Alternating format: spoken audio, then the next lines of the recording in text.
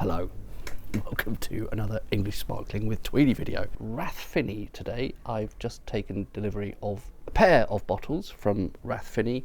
This, the 2019 Blanc de Blanc, and also Blanc de Noir. I'm going to save that for another occasion. These are, I think, relatively new releases, possibly been released sometime in the past few months. Don't remember the exact timing there. Useful technical information on the label, and even better on their website. They're pretty good at that, Rathfinny, with their technical info. I think, as always, this is pretty low dosage. I'll put the exact number on screen. Of course, being a Blanc de Blanc, it will be 100% Chardonnay. I think as a house style or a house specialism, I believe Rathfinny really excel with their wines that are either Pinot dominant or entirely Pinot. Chardonnay is possibly a sort of second fiddle, second string to their bow, whatever the phrase is there, but thought it'd be more interesting to try two different wines rather than just two of the same. I suspect in advance I will like the Blanc de Noir more of the two, but it's worth giving this a go. Shall I open this the interesting way?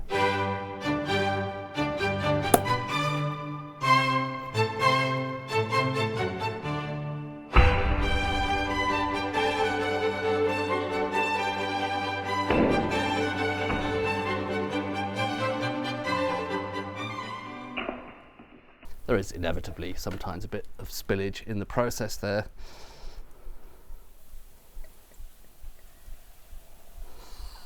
One thing that's interesting about Terroir is you really get a lot of autolytic character out of the wine. There's something about the that sort of slightly forced propulsion from the bottle that I got a real sort of burst of kind of yeasty, bready notes as soon as I knocked the top off there.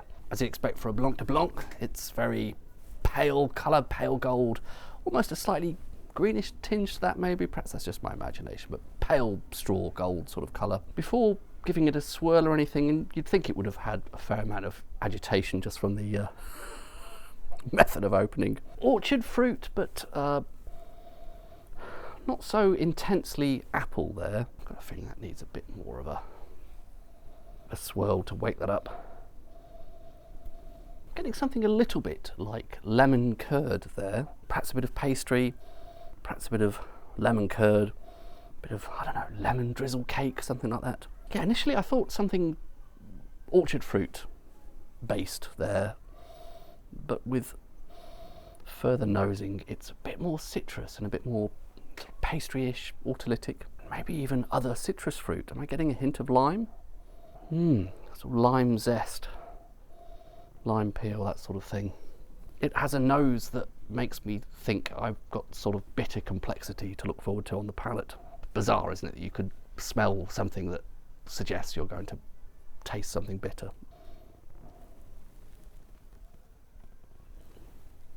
And yes, I think my suspicions from the nose there were confirmed. It's got a very nice bitter complexity, slightly reminiscent of Dermot Segru's work. Yeah, bitter lemon, as in the mixer, the thing that you would put with what do you have a bitter lemon with? You know, the sort of slightly blue coloured mixer that comes in little bottles as an alternative to tonic. Presumably you'd have that with gin. I don't know. What do you do with a bitter lemon?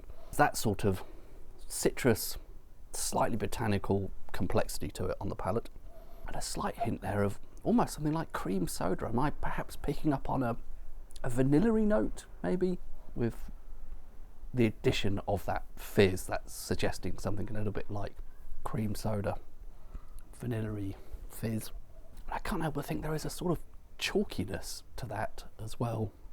That's probably my imagination, but this is of course from Sussex, not far from the Seven Sisters. In fact, I think you can even see the outline of the Seven Sisters. I really like this the label, the style of that. Does it say? Won't be able to focus there, but you can see the outline of the Seven Sisters on the label, which is very close to the coast there, in a site that, you know, classically you wouldn't expect to be able to produce very good grapes. Generally in England you're advised not to plant a vineyard too close to the sea because the sea breezes and all that can reduce the temperature a bit too much. We think of the coast as a place of bucket and spade holidays, but actually the coast is often slightly cooler than further inland because of that effect of sea breeze. Predominantly citrus, and nice, bitter, complex notes. Nice autolytic character. What have I missed? The official tasting notes. Okay, it's not going to focus, is it? The official tasting notes on the bottle say that the fruit is almost tropical.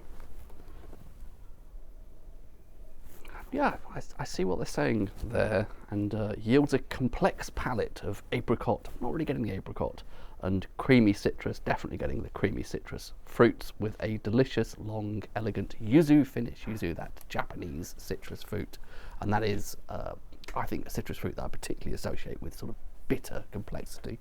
So I think I am agreeing with the official tasting notes there. Very smart stuff, very elegant, very sophisticated. As I probably said at the start, overall, generally, I tend to prefer the Pinot-based wines from Rathfinny. In general, I prefer Pinot dominant or 100% Pinot wines when it comes to English sparkling. But I think that is a very interesting, complex, certainly not boring, certainly not straightforward expression of English Chardonnay, and a very elegant, skillfully made wine. I might stop babbling now. Cheers.